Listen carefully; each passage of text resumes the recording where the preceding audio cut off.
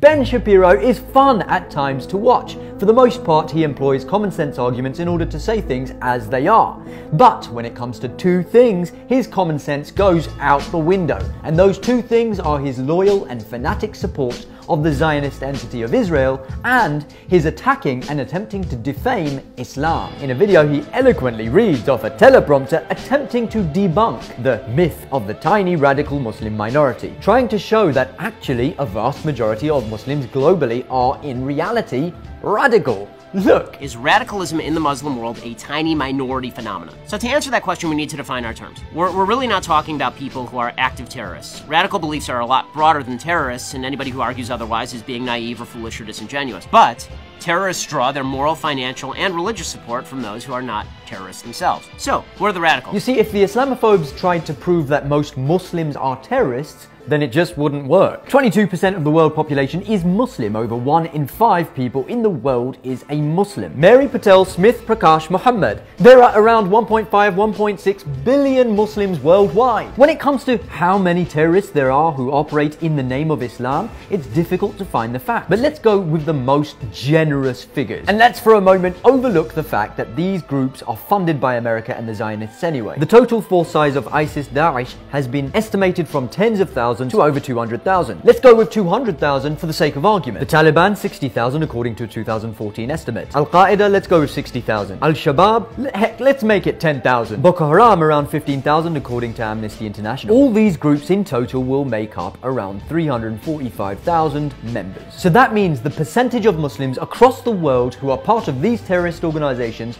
are, drumroll please, 0.023%. And this is bearing in mind that we took some of the most generous statistics, because there's actually a lot less than even that. The Islamophobes want the public to be afraid of Muslims and Islam, but they won't succeed in doing that if they try to prove that most Muslims are terrorists. Just won't work. So instead, they try to prove that most Muslims are radicalized, i.e. they're not terrorists, but they are potential terrorists. Indonesia is the world's most populous Muslim country. It's got almost 205 million Muslims living there. According to one 2009 poll, it showed almost 50% of Indonesians actually support strict Sharia law, not just in Indonesia, but in a lot of countries, and 70% blamed the United States, Israel, or somebody else for 9/11. So, you make that calculation, it's about 143 million people who are radicalized. You scared yet? Yes, I am scared of the fact that you've just defined radicalism as two things.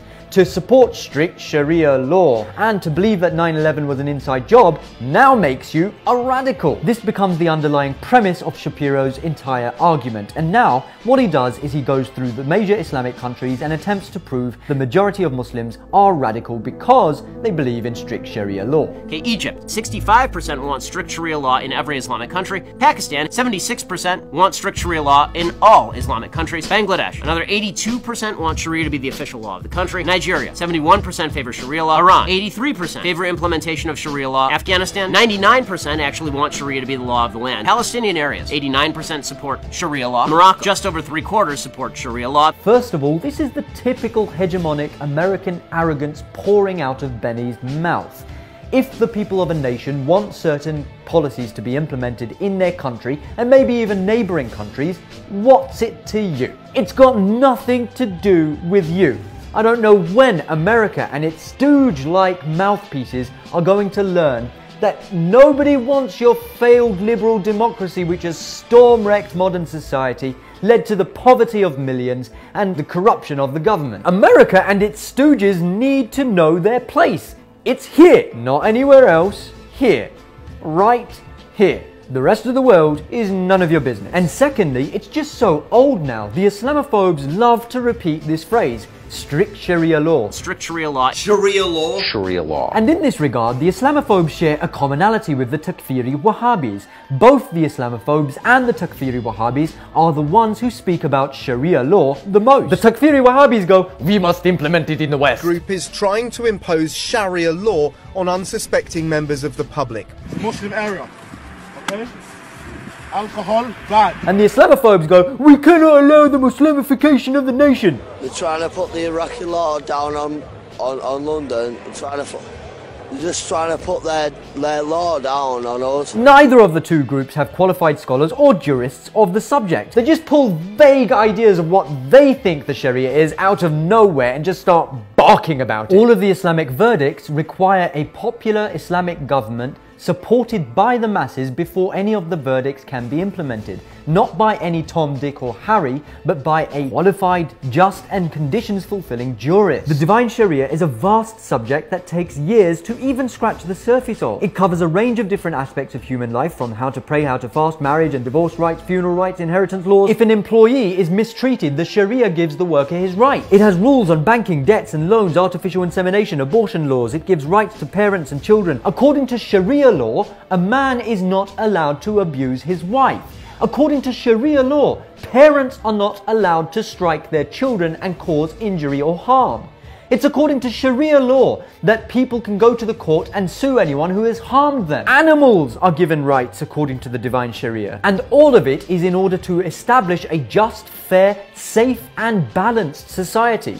Whether it's being implemented or not is another question, but the reality is that if the people of the world knew the reality and the truth of the Divine Sharia, then everyone everywhere would want it to be implemented, even non-Muslims. But let's just cut to the chase, because when it comes to the Sharia, the things which the Islamophobes love to present are things like the execution of gays and the stoning of adulterers, etc. All those things which they think they can use in order to present the Sharia as something barbaric and evil. A violent, intolerant hatred. Everywhere there is Islam, you will find women oppressed. With legally killing converts and banning free speech. But when you look at the details and you actually study the intricacies of the Sharia, you realize that it's not that barbaric thing that they are presenting it to be.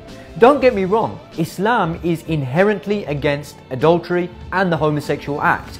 These things are considered major sins, just like in Judaism, just like in Christianity, just like in most major world religions. We're proud of that. That's the truth, and that's what we believe. When it comes to the punishments, the Divine Sharia aims at guaranteeing the decency and moral standards of Islamic society set by Islam through the implementation of the letter of the divine law. The Divine Sharia sets the standards for what is right and what is wrong in society as per the Quran and the Hadith, and it allows all people their God-given rights within the boundaries of the law. That's the reality. If you don't like it, that's your choice. Don't try and push your views on others. And the second thing which Ben Shapiro tries to use in order to prove that most Muslims are radical is that so many people believe that 9/11 was an inside job. So believing that America and Israel were actually behind the 9/11 attack now makes you a radical. But that's interesting, because in America, the New York Times and CBS News conducted polls asking, do you think members of the Bush administration are telling the truth, are mostly telling the truth, but hiding something, or are they mostly lying? Only 24% said they're telling the truth. 56% said they are hiding something, 16% said they are mostly lying, and 4% said not sure. So 76% of Americans, according to this poll, doubt the official story of the Bush administration. Are they radicals as well? Look at this graph! Showing what World Opinion poll recorded. The red represents those who think that the US government was behind the 9/11 atrocity. The green represents those who believe it was Israel, and the light blue represents those who don't know. In 2008, Reuters reported that, on average, 46% of those surveyed said Al-Qaeda was responsible. 15% said the US government, 7% said Israel, and 7% said some other perpetrator. 1 in 4 people said they did not know who was behind the attack. So that's 54% of the world that don't believe the Bush administration. And can you blame them? Why should anyone believe a word that the US government says? A regime which is infamous for organizing covert military coups, secret operations, spying on members of the public, and lying. Now the question isn't whether Islam itself is violent. It's what its adherents believe, because that's what they act upon. There's plenty of violent material in the Old and New Testaments. Hey, I'm an Orthodox Jew. I read the Old Testament a lot. But believers in those particular texts are not currently ramming airliners into towers. Muslims never carried out the 9/11 attack. In fact, it was your government. It was America, it was the Zionists, those people that you defend. All independent research proves that 9/11 was an inside job. It created hatred for Muslims and began the so-called war on terror. Beheading journalists. Beheading journalists. You mean like in Saudi Arabia, which is about as Islamic as a tequila? It's about as Muslim as pork chops. The Saudi regime is not Muslim, it is Takfiri Wahhabi. Not Sunni, Takfiri Wahhabi.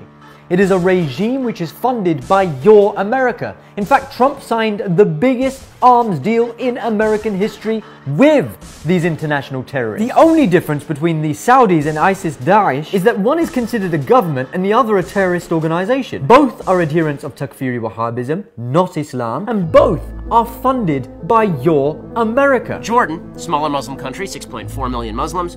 Right now, Hamas is enjoying like a 60% approval rating, so 3.8 million radical Muslims. You see, this isn't about Hamas. This is actually about opposing Israel. Any group which resists against the illegal, illegitimate occupation of the Zionists is declared as a terrorist organization by the arrogant powers.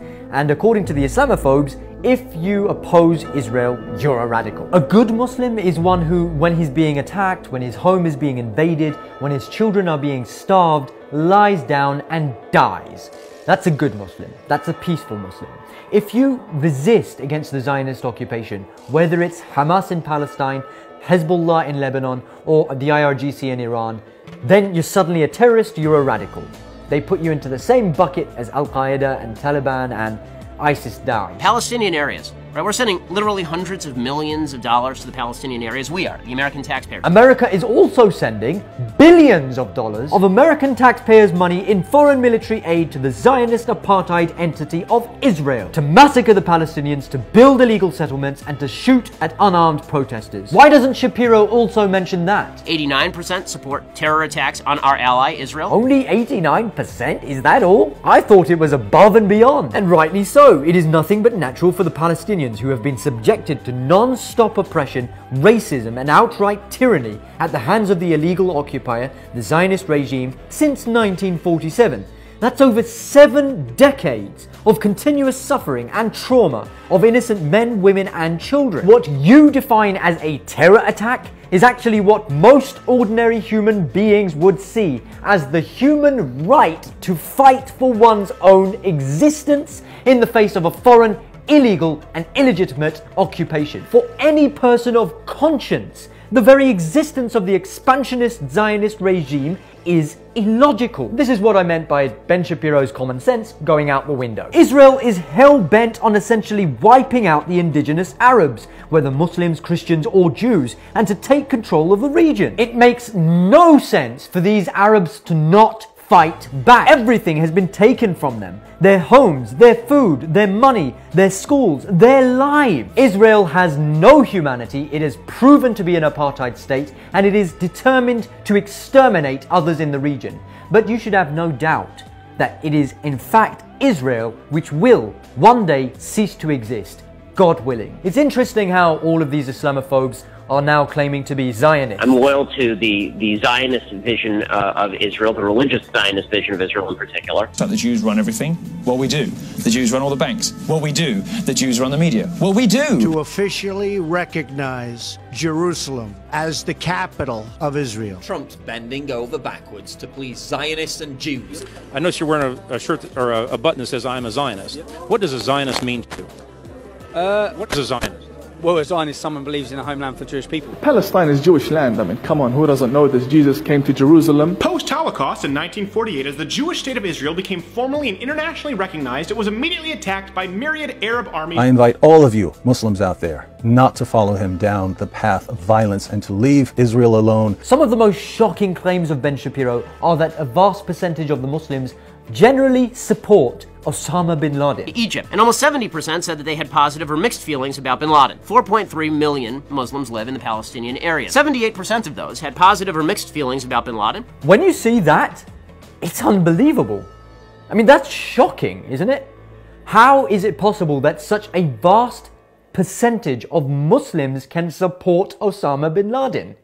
If I was a non-Muslim watching that, I'd suddenly feel really scared and threatened, and then I'd probably think of 2 or 3 Muslims that I've met and I know, and I'd start to suspect them.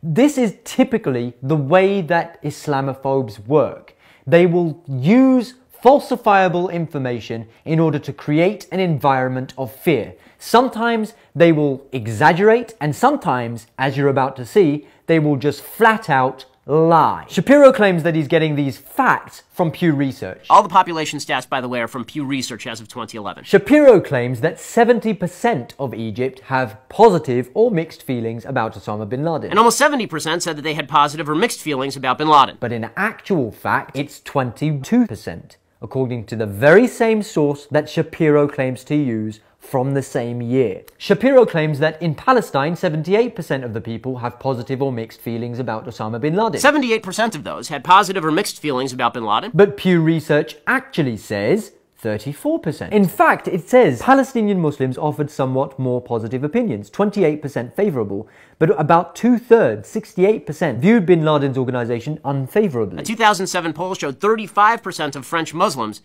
said suicide bombings could sometimes be justified. This is not exaggeration. This is a complete lie. Look, this is the official website. You can go on it yourself. Shapiro also claims that 13% of Muslims in America believe that violence against civilians can be justified. 2.6 million Muslims live here, according to Pew Research. 13% said violence against civilians can be justified. And that 19% of Muslims in America are favorable towards Al-Qaeda. 19% said they were either favorable toward Al-Qaeda or just didn't know. If that's true, that's genuinely scary. That's terrifying, in fact. And if I was a non-Muslim, in fact, even as a Muslim in America, that is just terrifying.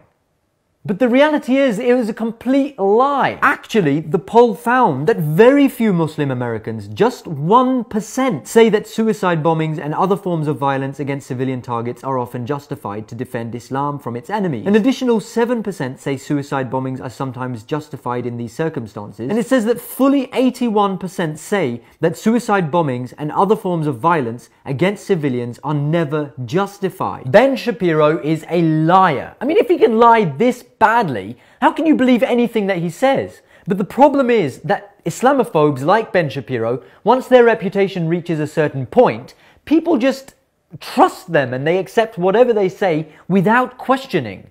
Unless you dig a little deeper, unless you read between the lines, unless you do your own research, Islamophobes like Ben Shapiro will deceive you into believing that Muslims and Islam are the enemy. And they will regurgitate the same things over and over and over again. Suicide bombings. Grooming gangs. Honor killings. Honor killings. Islamic terrorism. Jihad. The barbaric. And so-called honor killings. Grooming gangs. That's called pedophilia. The statistics show it. They stone women to death. You can see it with your own eyes. And Islamization. Muslim problem. Radical Islam. If you meet 5 Muslims, only one of them is likely to think it's okay to kill you. I will wear the hijab. I will submit. Allah, Allah, Allah. You scared yet? And the regressive social attitudes of Muslims in the West are terrifying. Absolutely terrifying. Absolutely horrifying. The thing is, this is a culture that wants to make me submit. Islam is not a religion of peace. We're protected.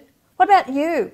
Do you feel protected? Do you feel safe in your country? Because it's the only religion that acts like the mafia that will kill you. I think Islam hates us. There's something there that there's a tremendous hatred there. There's a tremendous hatred. We have to get to the bottom of it. Now it makes sense why Brenton Harrison Tarrant, a 28-year-old Australian, before he murdered 49 Muslims in New Zealand, live-streamed himself declaring, "Subscribe to PewDiePie." PewDiePie is a popular YouTuber who currently has over 89 million subscribers. And he was never political, but they tried to call him racist and evil and bad. It was people like PewDiePie and others who helped build YouTube and make it a global phenomenon in the first place. Of course, PewDiePie's big crime is playing my videos and Paul Watson's videos. So PewDiePie asked me to review some memes. Now, I don't personally think that PewDiePie himself is an Islamophobe or a hate preacher or anything like that, but by featuring an outspoken public figure like Ben Shapiro, it just goes to show how subtle and almost all-encompassing the Islamophobic narrative has become. If it's okay to joke around and pretty much endorse a bigoted, dishonest, Islamophobic hate preacher like Ben Shapiro, it's an indirect endorsement of his narrative. And that is the very Islamophobic narrative which the mainstream media and Zio-American pro-Trump propagandists have spread and created fear and animosity against Muslims globally. No one just wakes up in the morning one day and says, "I'm going to kill people." Tarrant the terrorist who murdered these people was so indoctrinated, so full of hatred hatred and so sold on his mission to murder that his gun had been marked with the letters and symbols signifying his crusader mentality, with the names of former terrorists who he evidently admired. Right-wing terrorists like Anton Lundin Peterson and Alexandra Bissonnet. The gun also bore the 14 words, a reference to a white supremacist slogan of Adolf Hitler, who wrote in Mein Kampf, "We must secure the existence of our people and a future for white children." The slogans were originally coined by white supremacist David Lane, a founding member of the terrorist organization The Order. And the New Zealand attack was poignantly reminiscent of the terrorist attack carried out by Anders Berwick, who in 2011 killed over 70 people in Norway. In the UK in 2008, Martin Gillard, a British Nazi sympathizer, was jailed after police found nail bombs, bullets, swords, axes and knives in his flat. Men like David Copeland, as far back as 1999, a neo-Nazi Robert Cottage, a former BNP member, back in 2007. Also in 2008, Nathan Worrell was found guilty of possession of material for terrorist purposes and racially aggravated harassment. In Sweden, in Italy, in Germany, France, the list of right-wing, fundamentalist, extremist, white supremacist terrorists goes on and on. And in America, since 2001, the number of right-wing terrorist activities are overwhelming. Just do a search and you'll find out, because you certainly can't depend on the mainstream media to tell you. The reality is that most terrorist attacks in the USA are carried out by right-wing, white supremacist extremists, the very same people who insist on perpetuating the idea that Muslims are responsible for terrorism. In fact, The Independent reported right-wing extremists were behind nearly twice as many incidents. An analysis by Quartz of the Global Terrorism Database said in 2017, when most attacks in the US were committed by right-wing extremists, out of 65 incidents last year, 37 were tied to racist and xenophobic motivation. In the same period, 7 attacks were linked to Islamic extremists and 11 attacks were inspired by left-leaning ideology. But the mainstream media and the Islamophobes will have you believe that it's Muslims who are responsible. Muslims are dangerous. Muslims are radicalized. According to The Guardian, terror attacks by Muslims received 357% more media attention. Research by the University of Alabama shows that when a Muslim terrorist carries out an attack, it will receive an average of 105 headlines. But when a non-Muslim carries out an attack, it receives only 15. That means you're 7 times more likely to read about it if a Muslim turns rogue than anyone else. You are 357% more likely to see an act of terror perpetrated by so-called Muslims than you are likely to see the act committed by non-Muslims. The Islamophobes have created a veil. They have lied to you. And it's this very lie which they have perpetuated which has created a generation of radicalized, violent, Islamophobic terrorists. Terrorists do not just pop out of nowhere, as Ben Shapiro himself says. We're really not talking about people who are active terrorists. Radical beliefs are a lot broader than terrorists, and anybody who argues otherwise is being naive or foolish or disingenuous. But terrorists draw their moral, financial, and religious support from those who are not terrorists themselves. Terrorists draw their moral, financial, and religious support from those who are not terrorists themselves.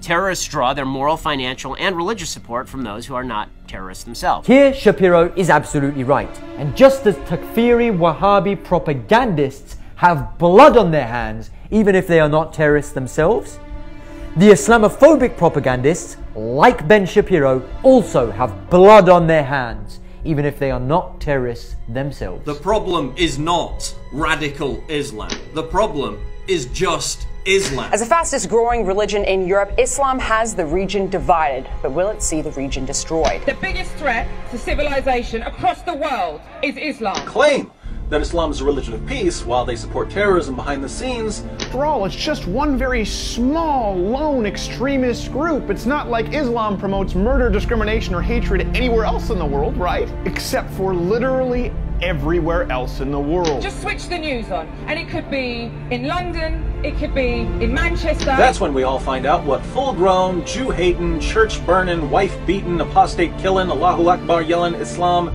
is really like. Britain is under attack, the world is under attack, Northern Ireland is under attack. Your religion does it everywhere your religion exists. It is a threat, an existential threat. We are at war with Islam. The world is at war with Islam. And well, we're above 800 million Muslims who are radicalized. More than half the Muslims on Earth. That's not a minority, that's now a majority. While only a small number of such people are engaged in terrorism, it is difficult to anticipate who will become radicalised and commit an act of terrorism here. So I ask you again, where is this so-called moderate Islam? And of course, not every Muslim is going to strap on an AK-47 and gun down innocent people. But the notion of moderate Islam is a complete myth. In other words, the myth of the tiny radical Muslim minority is just that. It's a myth. And, unfortunately, it's a myth that's going to get a lot of civilized people killed. You are responsible. You didn't pull the trigger, just as a Takfiri Wahhabi preacher doesn't necessarily kill people himself. But you have successfully brainwashed an entire generation that is now ready to kill innocent people.